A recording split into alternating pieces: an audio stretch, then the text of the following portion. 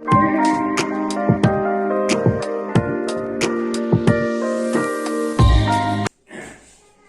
Student, SMS school की online class में आपका हार्दिक स्वागत है।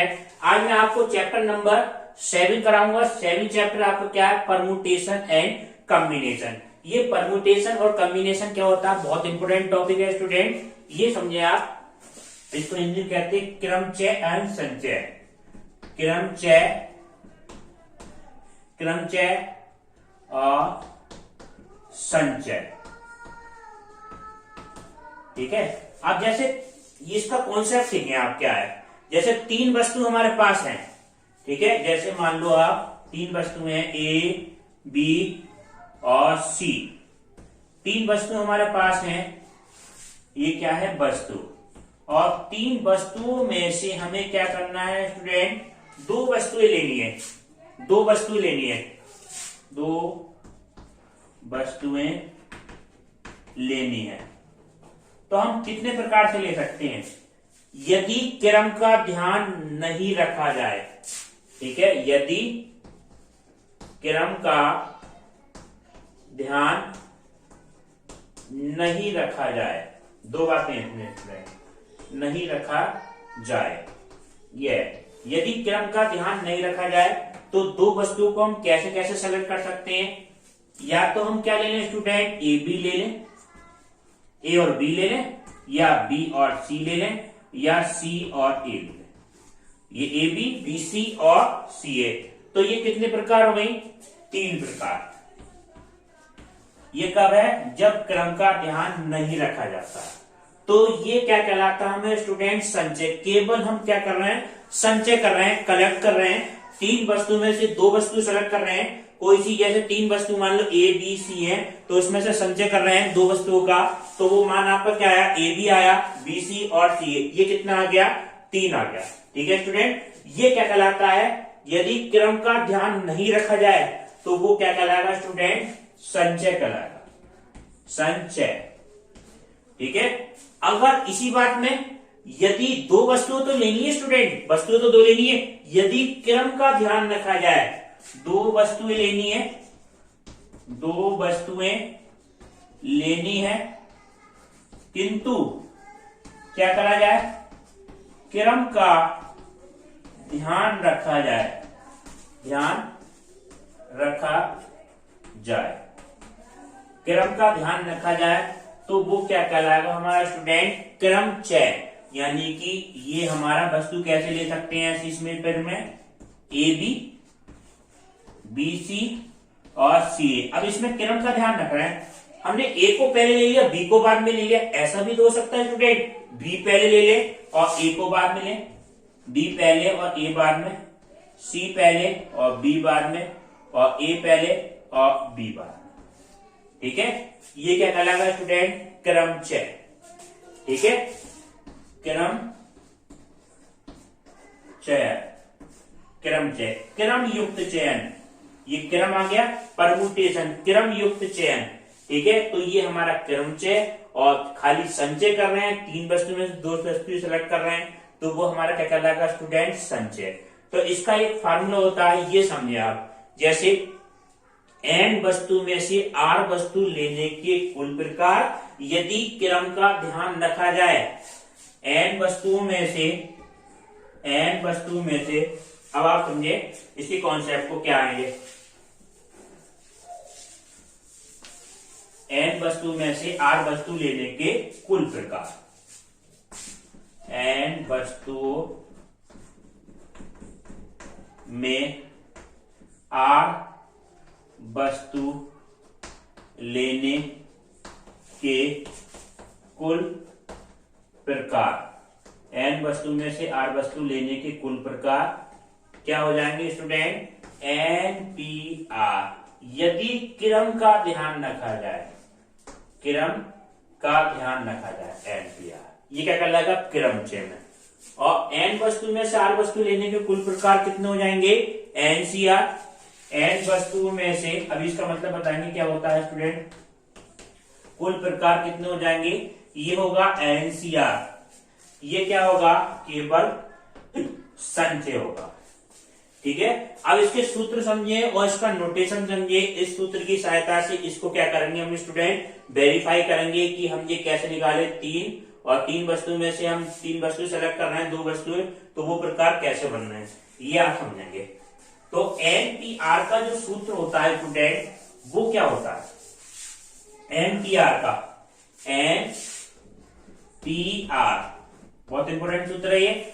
ऊपर n फैक्टोरियल, नीचे n माइनस r का फैक्टोरियल, n फैक्टोरियल बटे n माइनस r का फैक्टोरियल, ठीक है, n फैक्टोरियल बटे n माइनस r फैक्टोरियल। इसमें क्या करा जा रहा है, क्रम का ध्यान रखा जा रहा है, ठीक है, क्रम का ध्यान रखा जाता है। तो आप देखें 3 वस्तुएं थी, अब इस फैक्टोरियल का मतलब समझो, ये क्या है स्टूडेंट, क्रम गुणित, जिसको हिंदी में कहते हैं क्रम गुणित, और इंग्लिश में कहेंगे आप इसे फैक्टोरियल। फैक्टोरियल से नोट करेंगे, इसको इस तरह से नोट करते हैं।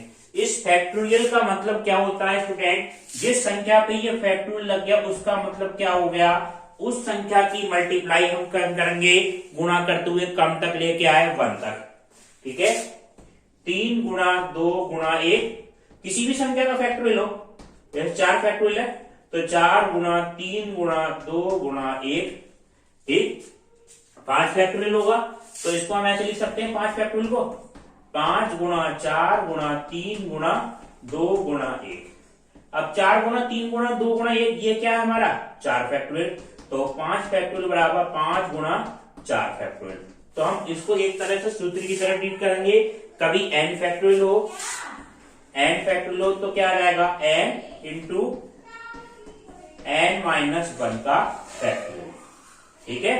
अब देखो कहीं पे अगर 0 फैक्टोरियल, ये आपको याद रखना है, 0 फैक्टोरियल हो तो उसका मान कितना होता है 1 आता है। अब कोई निगेटिव में संख्या हो और उसके फैक्टोरियल का मान कितना होता है, अनंत होता है, ठीक है। फैक्टोरियल का मतलब क्या होता है, क्रम करते हुए गुणा में 1 तक लिया है। अगर कोई निगेटिव, उससे छोटी संख्या की तो गुणा कर रहे हैं, 3 से छोटी 2, 2 से छोटी 1, या 4 फैक्टोरियल 4 से छोटी 3, 2, 1 तक गुणा कर रहे हैं। अगर निगेटिव में कोई संख्या हो, माइनस के 2 का फैक्टोरियल है तो इससे छोटा -3 भी होगा, -4 भी होगा, -5 भी होगा, -6 भी, तो इससे अनंत हो जाएंगे, तो इसके अनंत गुणा करेंगे तो इसका मतलब क्या हो जाएगा स्टूडेंट, अनंत। तो निगेटिव में कोई क्वांटिटी है उसका फैक्टोरियल तो वो मान क्या आ जाएगा स्टूडेंट, अनंत आ जाएगा, और 0 फैक्टोरियल का मान कितना होगा, 1 होगा। अब देखो ये फार्मूले को अप्लाई करते हैं। अब देखो 3 वस्तु थी हमारे पास, A, B और C, 3 वस्तु थी।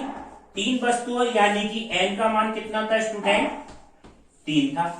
और वस्तु सेलेक्ट कितनी कर रहे थे, इसमें से 2 वस्तु सेलेक्ट कर रहे थे, r का मान r बराबर 2, तो इस सूत्र की सहायता से इसका मान क्या आता है स्टूडेंट, 3p2, और 3p2 का मान रखते 3 का फैक्टोरियल बटे 3 माइनस 2 का फैक्टोरियल, और 3 माइनस 2 कितना हो गया स्टूडेंट, 1 का फैक्टोरियल। अब 3 फैक्टोरियल का मान कितना होगा स्टूडेंट, 3 गुणा 2 गुणा 1, 3 गुणा 2 गुणा 1, और 1 फैक्टोरियल का मान कितना आ गया, तो ये मान कितना आ गया 6, तो 3p2 का मान कितना आया था 6। वो कैसे कैसे आया था, आप ये देखो, यही तो आया था AB BC और CA, और इसका उल्टा BA CB और AC, ये मान आए थे आपके AB BC CA और BC CB और AC। तो ये आपके कितने मान आए थे, 6 मान आए थे स्टूडेंट 3p2 के। अब आप देखो इसमें क्रम का ध्यान रखा जाए। अब देखो NCR के लिए सूत्र क्या होता है, ये तो आपका क्या है, संचय के लिए सूत्र है, क्रमचय के लिए, क्रमचय के लिए, परमुटेशन के लिए सूत्र है। अब आपको बताते हैं संचय क्या होगा, केवल हम इसमें से कलेक्ट करें, ठीक है। अब जैसे यही मान होता n वस्तु में से r वस्तु लेने के कुल प्रकार, केवल संचय करते तो क्या सूत्र होता है स्टूडेंट, NCR का क्या सूत्र होता है, NCR का मान आपका होता है, NCR बराबर आपको होता है n फैक्टोरियल बटे r का फैक्टोरियल n माइनस r का फैक्टोरियल। इसमें क्या बढ़ गया स्टूडेंट, एक r फैक्टोरियल से और डिवाइड हो गया, बाकी वैल्यू तो ऐसी है n फैक्टोरियल बटे n माइनस की r का फैक्टोरियल। यानी n वस्तु में से r वस्तु केवल संचय करा जाएगा तो उसका मान ये होगा, जैसे अभी बताया था आपको A B C, तीन वस्तु है, तीन वस्तु में से दो वस्तु ले रहे हैं, केवल वस्तु ले रहे हैं तो ये तो ली जाएंगी ए बी बी सी और सी। ये कितनी आ रही है आपकी? तीन। अब इसको सूत्र से वेरीफाई करते हैं, क्या सूत्र से भी यही आ रही है? चेक करो आप, एन का मान कितना लेना है, वस्तु कितनी है, एन का मान 3 और सेलेक्ट कितनी कर रहे हैं हम 2, तो तीन वस्तु में से 2 को सेलेक्ट कर रहे हैं तो इसका मान कितना हो जाएगा स्टूडेंट 3C2।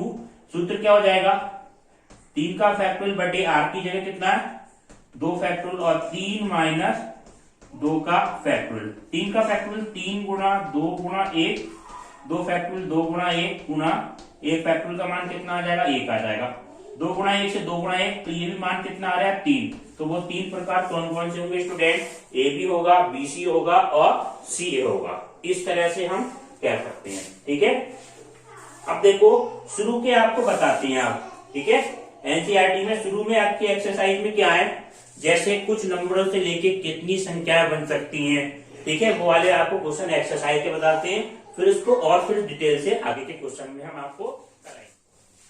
आप देखें स्टूडेंट, आपको संख्याओं से रिलेटेड कुछ क्वेश्चन कराते हैं। एक्सरसाइज 7.1 7.1 में क्वेश्चन नंबर फर्स्ट ये है आपका। पहला क्वेश्चन ये है 1 2 3 4 और 5 ये अंक है।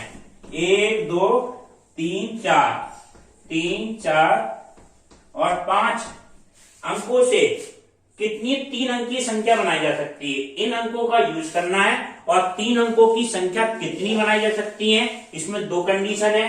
पहली कंडीशन में क्या है, अंकों की पुनरावृत्ति नहीं होती है, अंकों की पुनरावृत्ति की अनुमति है, पुनरावृत्ति की अनुमति है, पुनरावृत्ति की अनुमति है। ठीक है, और दूसरा रिपीटेशन पुनरावृत्ति की अनुमति नहीं है, रिपीटेशन इज नॉट अलाउड। इसका मतलब क्या होता है, पुनरावृत्ति का एक अंक एक से ज्यादा बार आ जाए वो तो क्या कहलाती है स्टूडेंट, पुनरावृत्ति कहलाती है। और एक अंक केवल एक ही बार आता है तो वो क्या कहलाती, पुनरावृत्ति नहीं हुई। ठीक है, जब 3 अंकों की संख्या है तो 3 बॉक्स बना लो। ठीक है, पहले वाले केस के लिए लेके चल रहे हैं, जब पुनरावृत्ति की अनुमति है। तो ये बताओ, इस पहले वाले बॉक्स में 3 अंकों की संख्या बना रहे हैं, 3 अंकों की, तो पहला अंक इन 5 अंकों में से कोई सा हो सकता है, तो यहाँ पे कोई सी भी संख्या आ सकती है, 1 भी आ सकती है, 2 3 4 और 5। तो 5 अंक में से कोई सा भी एक नंबर आ जाएगा यहाँ पे। ठीक है, 5 अंक। ठीक है, 5 का मतलब ये नहीं है कि ये 5 आ गया, ये अंक 1 भी हो सकता है, 2 भी, 3 भी, 4 भी, 5 भी। अब दूसरे वाले बॉक्स में आओ, क्वेश्चन में क्या है, रिपीटेशन इज अलाउड, यानी कि पुनरावृत्ति की अनुमति है। तो दूसरे वाले बॉक्स में इन 5 नंबर यहाँ पे भी आ सकते हैं, यहाँ पे भी 5 आएंगे, और स्टूडेंट ये वाले यहाँ पे भी नंबर 5 आएंगे। कोई भी नंबर जैसे 3 आ गया तो 3 यहाँ पे भी आ सकता है। तो इसके कुल संख्या कितनी होंगी, कुल संख्या टोटल नंबर ये कितना हो जाएगा, 5 गुणा 5 गुणा 5 बराबर कितना हो जाएगा 125। ये 125 संख्या बन जाती है। ठीक है, अगर सेकंड कंडीशन की बात करें, सेकंड कंडीशन में आपका क्या है, अंकों 3 अंकों की संख्या है मगर रिपीटेशन इज नॉट अलाउड, यानी कि अगर कोई एक अंक एक बार आ गया तो वो दोबारा नहीं आएगा। तो पहले वाले बॉक्स में हम किस नंबरों से पढ़ सकते हैं, 1 2 3 4 और 5। तो इस वजह से यहाँ पे तो 5 अंक आ जाएंगे। 5 अंकों में से कोई सा एक अंक आ सकता है, मगर कोई सा एक अंक आएगा तो वो रिपीट नहीं होगा, नॉट रिपीट होगा। तो इस वाले बॉक्स के लिए कितने अंक बचे, 4 अंक। फिर अगले वाले बॉक्स के लिए कितने अंक बचे, 3 अंक। तो इसका जो मान आएगा आपका, कुल संख्याएं जो होंगी, कुल संख्याएं जो होंगी आपकी 5 गुणा 4 गुणा 3, 5 और 20, 20 दिया 60। तो कुल अंक कितने हो जाएंगे स्टूडेंट, 60 हो जाएंगे। इस तरह से ये आपका क्या आ जाएगा, पहले क्वेश्चन का फाइनल आंसर आ जाएगा। ठीक है स्टूडेंट, इसमें का एक क्वेश्चन और कराते हैं, 1-2 क्वेश्चन, जिससे आपको कॉन्सेप्ट आपको क्लियर हो जाएगा। सेकंड क्वेश्चन भी बिल्कुल क्या है, किसी अंकों की तरह का है, बस उसमें संख्या बदली हुई है। संख्या आपकी कौन सी है, संख्या है 1 2 3 4 5 6,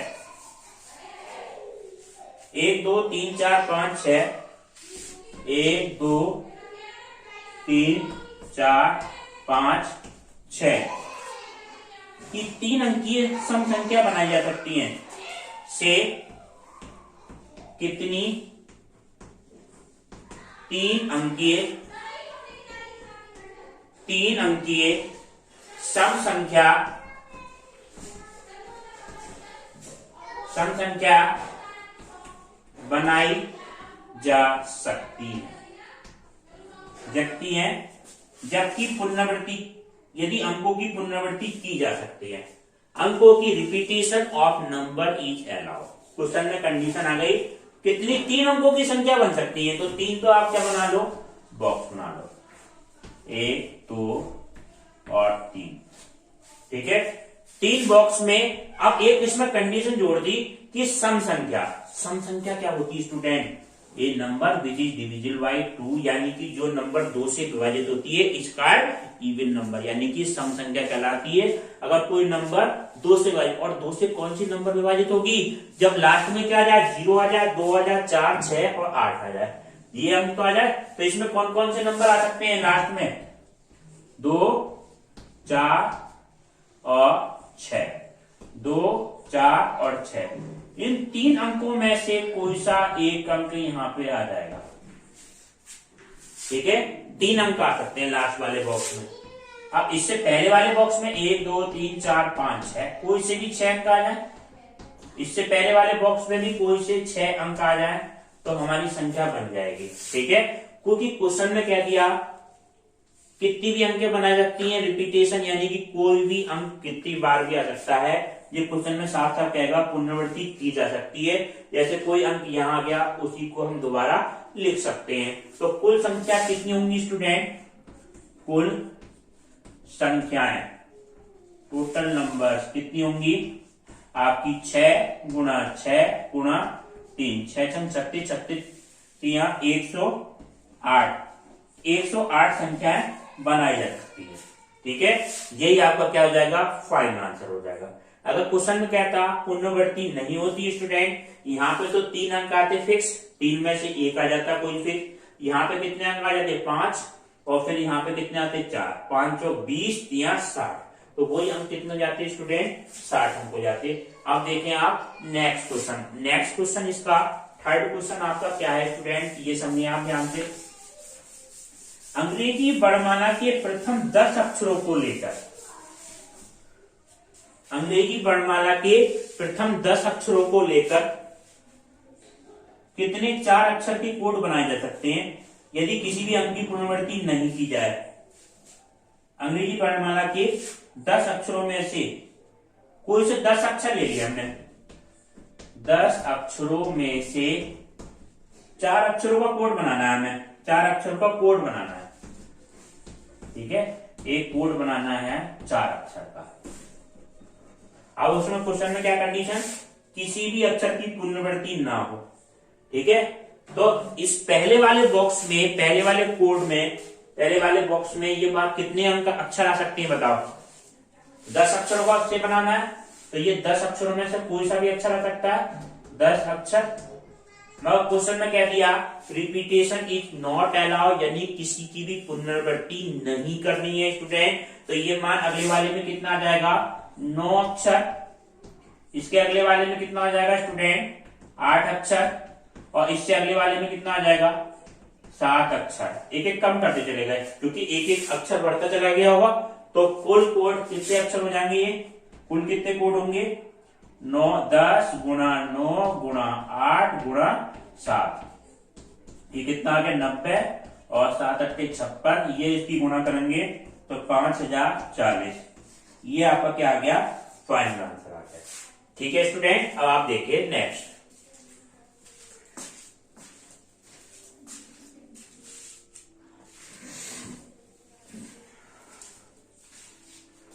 अब देखें स्टूडेंट, नेक्स्ट क्वेश्चन आपका क्या है,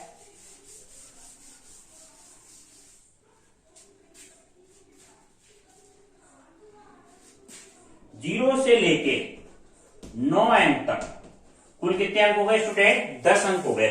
10 अंकों से 5 अंक के टेलीफोन नंबर बनाए जा सकते हैं यदि प्रत्येक नंबर 67 से प्रारंभ हो और एक अंक 1 से अधिक बार नहीं आए।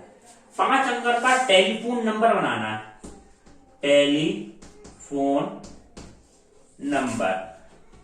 ठीक है, मगर कंडीशन क्या दे दी, कंडीशन 5 अंकों का टेलीफोन नंबर तो बनाना है। ये शुरू में कंडीशन क्या कह दी, ये फिक्स कर दिए, क्वेश्चन में क्या कर दिए, फिक्स कर दिए। अब फिक्स है 67, ये तो अपना स्थान बदलेंगे नहीं। अब क्वेश्चन में एक कंडीशन और दी है, कोई भी अंक एक बार से अधिक नहीं आता, तो 6 दोबारा नहीं आएगा और 7 दोबारा नहीं आएगा। ये अंक टोटल कितने हैं बताओ स्टूडेंट, 0 से लेके 9 तक के अंक है, कुल अंक कितने हो गए, ये कुल अंक हो गए स्टूडेंट 10। ठीक है, 0 से लेके 9 तक की संख्या कितने हुए, 10। अब 10 में से 2 तो फिक्स हो गई, ये तो यहाँ पे आंगी आंगी, एक एक अक्षर तो क्या हो गया, फिक्स हो गया। इस वाले बॉक्स में कितने नंबर बढ़ सकते हैं। अब ये टेलीफोन नंबर है, टेलीफोन नंबर में 0 भी आ जाए, कुछ भी आ जाए, कोई भी से नंबर आ जाए, तो ये क्या आ जाएगा, यहाँ पे 2 अंक, तो ये फिक्स हो गया, कितने बचे, 8। अब क्वेश्चन में शर्त की है, जो नंबर आ जाए एक बार उसको दोबारा नहीं आना। इस 8 का मतलब स्टूडेंट ये नहीं कि ये 8 अंक आया है, ये 8 अंकों में से कोई सा नंबर हो सकता है। यहाँ पे 1 भी हो सकता है, 2 भी, 3 भी, 0 भी, कुछ भी नंबर हो सकता है। ठीक है, 8 अंकों में से कोई सा हो सकता है। इसके बाद अगले 7 अंकों में से कोई सा 1 अंक हो सकता है। ठीक है, और अगले 6 अंकों में से कोई सा 1 अंक हो सकता है। तो ये मान आपका हो गया, यहाँ पे तो 1 अंक फिक्स है, इसका 1 नंबर मानेंगे तो 1 गुना 1, कुल अंक कितने हो जाएंगे, 8 गुना 7, 8 गुना 7 गुना 6। ठीक है, 8 गुना 7 6 42, 8 दूनी 16, 8 चौक 32 और 1 33, 336 टेलीफोन नंबर बनाए जा सकते हैं। ठीक है स्टूडेंट, अब इसके क्वेश्चन आपको ये बचे, आपको ये 5वां छोटा क्वेश्चन आपको एचडब्ल्यू में कर लेना है। एचडब्ल्यू में आप क्या करना है स्टूडेंट, 5वां क्वेश्चन और छठा क्वेश्चन एक्सरसाइज 7.1 का। ठीक है, ये एक्सरसाइज आपको कंप्लीट हो गई। इसके बाद में आपको एनसीआर एनपीआर के और फार्मूले बताएंगे, फैक्टोरियल के कैसे प्रयोग होता है, वो उससे आपको अगली पीरियड में आपको बिल्कुल क्लियर हो जाएगा। ठीक है स्टूडेंट, वीडियो देखने के लिए धन्यवाद।